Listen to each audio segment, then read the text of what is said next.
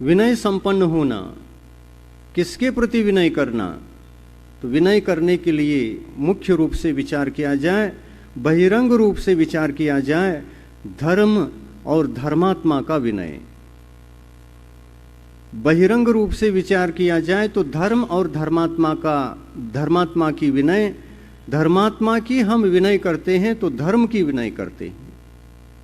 जब भी धर्मात्माओं की विनय होती है तब धर्म को उद्देश्य बना करके ही विनय करते हैं। धर्मात्मा में धर्म होता है इसलिए विनय होती है। धर्मात्माओं में धर्म नहीं होता है तो विनय का सवाल ही नहीं उठता। हाँ, वहां पर भी एक व्यवहारिक विनय अवश्य होती है। उतना तो किया जा सकता है, जो भौतिक विनय कहलाती है वह भौतिक विनय अलग बात है। लेकिन जहाँ धर्म होता है धर्मात्मा में, उस धर्म के प्रति गौरव भाव दर्शाते हुए उन गुणों की, उस धर्म की जो विनय होती है, वह एक धर्मात्मा उस विनय को करता है तो अपने गुणों को लक्ष्य में रखकर, मेरे गुण मलिन न हो, मेरे गुणों में कोई कमी ना आ जाए, और धर्मात्मा के गुणों की विनय करके, उनको उपास्य मान करके, उनको वंदनीय पूजनीय मान करके, यदि धर्मात्मा के गुणों की विनय एक धर्मात्मा करता है तो वह गुणों की विकास के लिए ही करता है। स्वयं के गुणों में तरक्की हो, स्वयं के गुण परिशुद्ध बने, पवित्र बने, इस उद्देश्य से ही गुणों की विनय वह करता है। धर्मात्माओं के गुणों की विनय करता है। ये गुणों की विनय करना आवश्यक भी है, लेकिन इस आवश्यकता की पूर्ति कब होती है? जब हमारे सामने कोई धर्मात्मा हो, उस आवश्यकता की पूर्ति होती है। विनय करने वाला जीव महान होता है। विनय करने वाला जीव विवेकी होता है। विनय करने वाला जीव मंदकशायी होता है।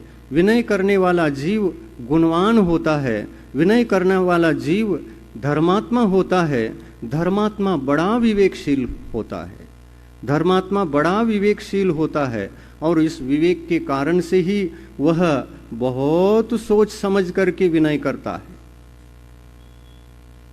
क्योंकि विनय करते समय भी अविनय हो सकती है ना? कुछ आपको अलग समझ में आ रही है? विनय करते समय भी अविनय हो सकती है कि नहीं? जिसकी विनय करना चाहिए उसकी विनय हम करते हैं तो उससे, उस वजह से अविनय भी हो सकती है और विनय भी हो सकती है।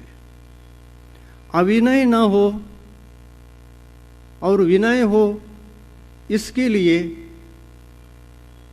देखना पड़ता है सामने वाला धर्मात्मा गुण संपन्न हो तो हम अवश्य विनय करने के लिए प्रेरित होकर विनय के कार्य में लग जाते हैं।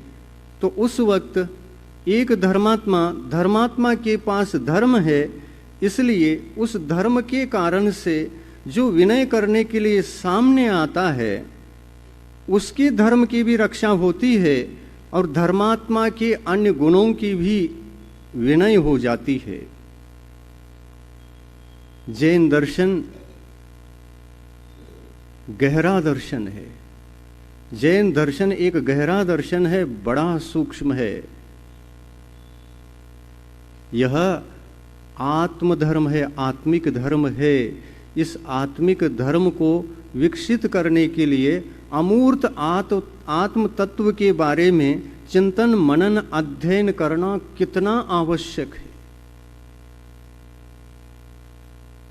आत्म तत्व को जानने पर सब कुछ जाना जाता है। आत्म तत्व का ज्ञान होने पर सबका ज्ञान हो जाता है। मनुष्य अपने जीवन में परिपूर्ण बनता है आत्म तत्व के ज्ञान से। आत्म तत्व का ज्ञान जिस मनुष्य को नहीं होता वह अपना अधूरा ही जीवन जीता रहता है। यह अधूरा जीवन हमारे लिए कार्यकारी सिद्ध नहीं होता। यह अधूरा जीवन हमारे लिए उपादेयभूत नहीं होता, किंतु जीवन परिपूर्ण होना चाहिए। कैसे परिपूर्ण बनेगा जीवन? एक ओर आत्म तत्व का ज्ञान, परमार्थ का ज्ञान, और एक ओर संसार का ज्ञान, संसार तत्व का ज्ञान, अतत्व का ज्ञान। तत्व क्या है, अतत्व क्या है, दोनों को समझकर अतत्व का विसर्जन करना और तत्व की उपासना करना, यह धर्मात्मा का कर्तव्य होता है। और इसलिए वह धर्मात्मा तत्व ज्ञान की अपेक्षा से अनुरागी बन करके तत्व ज्ञान को बढ़ाने का प्रयास वह निरंतर करने लगता है।